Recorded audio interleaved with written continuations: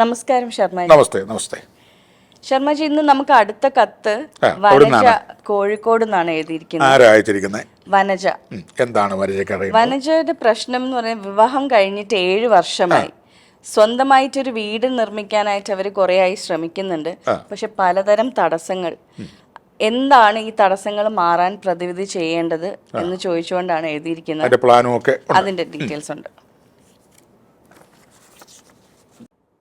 അതായത് ചില ആളുകൾക്ക്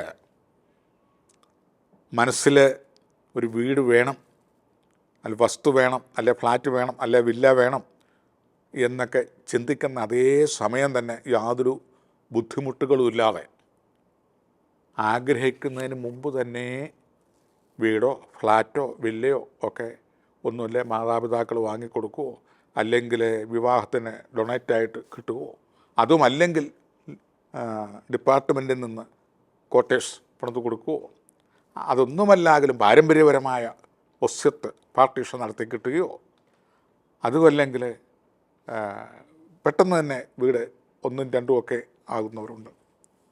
അതേപോലും ലക്ഷങ്ങളും കോടികളും കെട്ടിവച്ചിട്ട് ഒരു വീടാവാതെ വാടകയ്ക്കും കിടന്ന് എന്ത് ചെയ്താൽ ഒരു വീടാവുന്നില്ല. ജീവിതത്തിൻ്റെ ഒരു മോഹം, ഒരു അന്തസ്സും ഒരു അഭിമാനവും ഒരു അസറ്റുമാണ് വീട്, ഒരു വിലാസം. അതിനൊത്തിരി പേര് പണമുള്ളവരുണ്ട്, ബാങ്കിൽ കിടപ്പുണ്ട്, പക്ഷെ വീട് വരുന്നില്ല. അന്വേഷിച്ച് പിടിച്ച് ഒക്കെ പല കാര്യങ്ങൾ കൊണ്ട് അവസാനം ജ്യോതിഷത്തിൻ്റെ പിന്നാലെ പോയി എനിക്കൊരു കിടപ്പാടമാകുമോ എന്ന് നോക്കുമ്പോൾ, ജാതകം നോക്കുമ്പോൾ അതിൻ്റെ ജ്യോതിഷന്മാർ 4-ാം ഭാവം നോക്കും. 4-ാം ഭാവം എന്ന് പറഞ്ഞാൽ വീട്, വസ്തു, മാതൃവഴി സ്വത്ത്, ഇങ്ങനെയുള്ള കാര്യങ്ങളെക്കുറിച്ചുള്ള ഒരു സമഷ്ടിയായ കാര്യങ്ങളാണ് 4-ാം ഭാവം ഒരു ജാതകത്തിൽ. സ്ത്രീക്കും പുരുഷനും എല്ലാവിധ ജാതി മതസ്ഥർക്കും ഈ 4-ാം ഭാവം കൊണ്ട് വസ്തു, വീട് മുതലായ സൗഖ്യസ്ഥാനങ്ങളും പാർപ്പിടം, അങ്ങനെ അനേക കാര്യങ്ങൾ അതിൻ്റെ വാച്യാർത്ഥങ്ങളായിട്ട് പറയാം.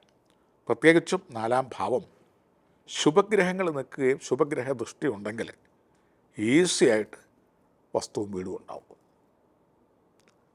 ശുഭഗ്രഹങ്ങൾ ഇല്ലാതിരിക്കുകയോ അവിടെ ഏതെങ്കിലും ദോഷഗ്രഹങ്ങൾ, പ്രത്യേകിച്ച് ഗുളികൻ, ചൊവ്വ, രാഹു, കേതു ഇവയുടെ ദൃഷ്ടിയോ ഈ പ്രസ്തുത സാങ്കല്പിക വിഷ ഛായാഗ്രഹങ്ങൾ നിൽക്കുകയോ ചെയ്താൽ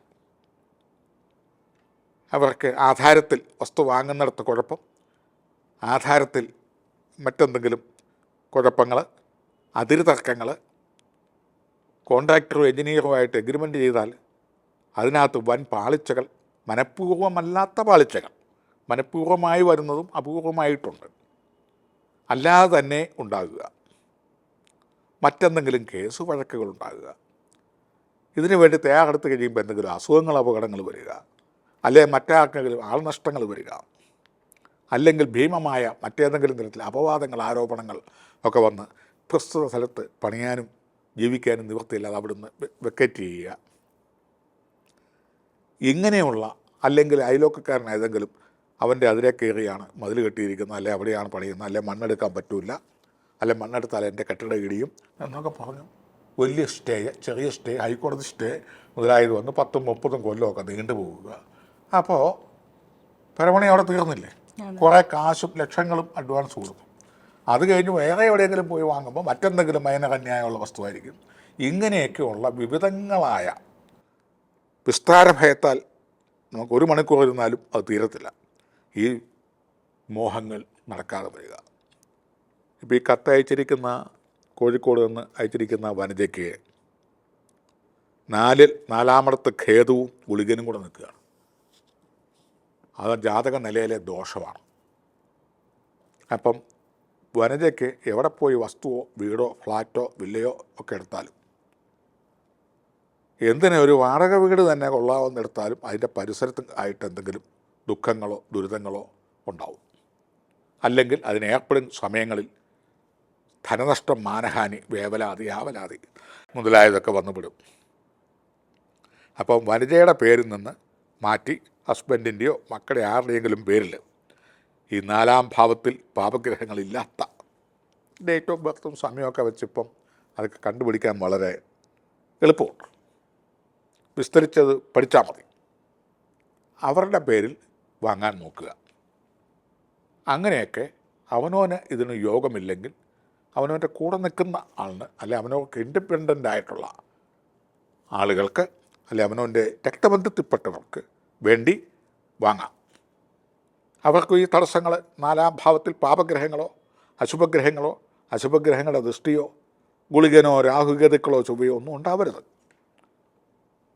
അങ്ങനെ ഒന്ന് മാറി നോക്കുക. ഇനി അതിനും പറ്റുന്നില്ല എങ്കിൽ 4-ാം ഭാവത്തിൽ നിൽക്കുന്ന ഗുളികന് ഗരുഡ പഞ്ചാക്ഷരി ഖേതു എന്ന് പറയുന്ന പാപഗ്രഹത്തിന് ഗണപതി ഹോമം സർവ്വസാധാരണമായിട്ട് കേൾക്കുന്നതാണ്.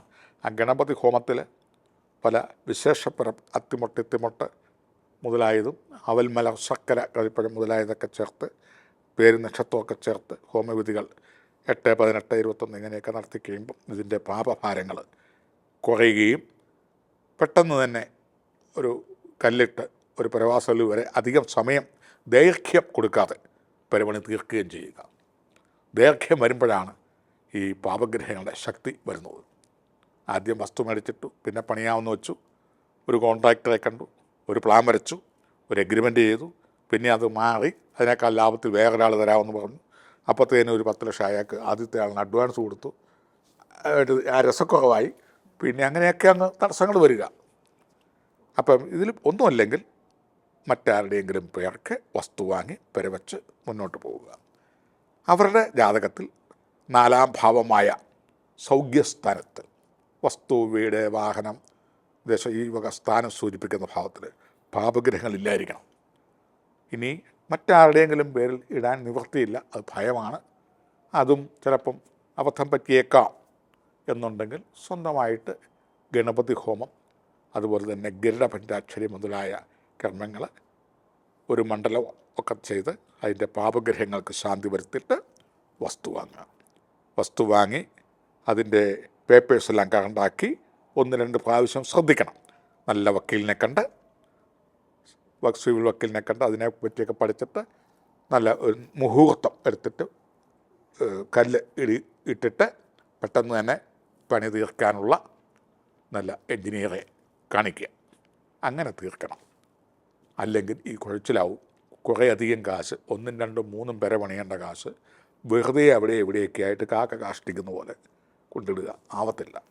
അതേസമയം നയാ പൈസ കയ്യിലില്ലെങ്കിൽ വസ്തുവും വീടും ഒക്കെ ഉണ്ടാവുന്നവരുണ്ട്. ഇതെല്ലാം ദൈവത്തിൻ്റെ ഒരു വരദാനമാണ്. ഇത് നേരത്തെ കണ്ടറിഞ്ഞ് ചെയ്താൽ ദുഃഖിക്കണ്ട. ഇപ്രകാരമൊക്കെ ഒന്ന് ശ്രദ്ധിച്ച് വസ്തുവും വീടും ഒക്കെ ആയി എന്ന് കണ്ടിട്ട് ദേവാമൂഹത്തിലോട്ട് വീണ്ടും കത്തയക്കാൻ മറക്കരുത്.